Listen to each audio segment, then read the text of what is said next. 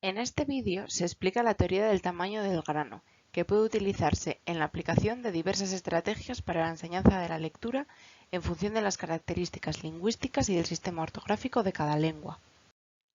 Hay dos características lingüísticas importantes que se deben tener en cuenta en la teoría del tamaño del grano: la correspondencia grafema-fonema y la estructura silábica.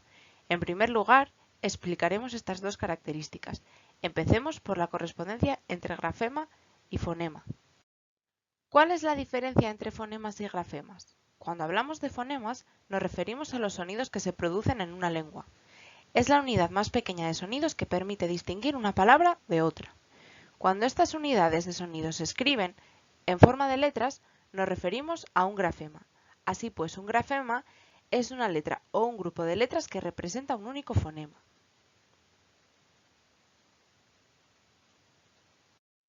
La correspondencia grafema-fonema se refiere al grado de consistencia que existe entre los grafemas o las letras y los fonemas o los sonidos.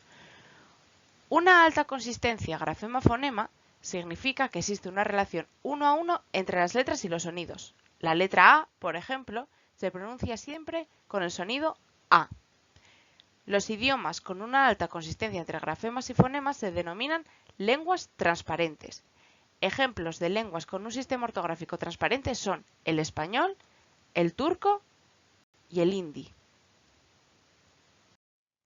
Por el contrario, una baja correspondencia entre grafemas y fonemas significa que no existe una relación directa entre las letras y los sonidos del idioma. En este caso, la letra A puede pronunciarse de diferentes maneras. Por ejemplo, en el caso del inglés, las palabras hat, cake, want, etc. tienen el grafema A y cada uno de estos grafemas se corresponde con un fonema diferente. Las lenguas con una baja consistencia entre grafemas y fonemas se denominan idiomas opacos. Ejemplos de estos idiomas con un sistema ortográfico opaco son el inglés, el chino y el francés. La correspondencia entre grafema y fonema se relaciona también con la complejidad de la estructura silábica. Una sílaba es una unidad de uno o más sonidos. Por su parte, la estructura silábica se compone de una vocal en combinación con una consonante o grupo de consonantes. Hay lenguas que tienen una estructura silábica simple, con combinaciones limitadas de consonantes y vocales. El español tiene una estructura silábica simple, que se puede ver, por ejemplo, en la palabra mariposa. Otras lenguas tienen una estructura silábica compleja, como es el caso del inglés, y es evidente en palabras como, por ejemplo, fuerza, strength, donde el número de consonantes supera ampliamente al de vocales. Para más información, puede ver el vídeo sobre las estructuras silábicas en la página web de Edina. Para aprender a leer, es importante poder decodificar las palabras en unidades más pequeñas o granos. En el caso de las lenguas con una alta consistencia entre grafema y fonema y una estructura silábica sencilla, es conveniente decodificar las palabras en granos pequeños, de fonema en fonema. Por ejemplo, la G de la palabra gato. En cambio, para los idiomas que tienen una baja correspondencia entre grafema y fonema y una estructura silábica compleja, es necesario decodificar las palabras en tamaños de grano más grandes o gruesos y centrarse entonces en las regularidades del idioma. Por ejemplo, en inglés, las finalizaciones ate o ake son muy comunes y pueden encontrarse en distintas palabras con la misma pronunciación.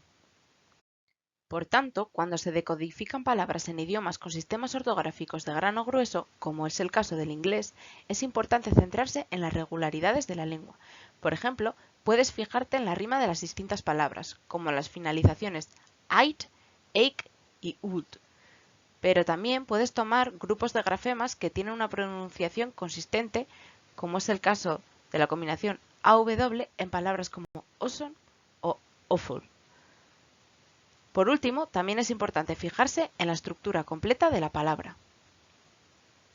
Por ejemplo, el español y el italiano son idiomas con sistemas ortográficos transparentes, que requieren un tamaño de grano fino. En cambio, el inglés y el francés cuentan con un sistema ortográfico opaco, que requiere un tamaño de grano grueso.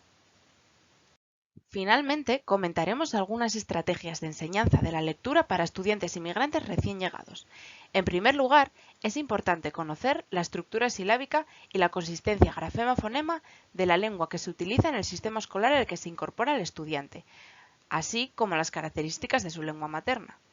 Cuando se conocen las similitudes y las diferencias entre idiomas, es posible seleccionar el tamaño de grano más adecuado para la enseñanza de la lectura y se puede iniciar el entrenamiento de la conciencia fonológica.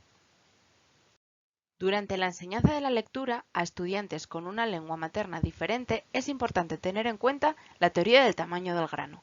Para más información, consulte la sección sobre alfabetización y lectoescritura en la página web de DINA.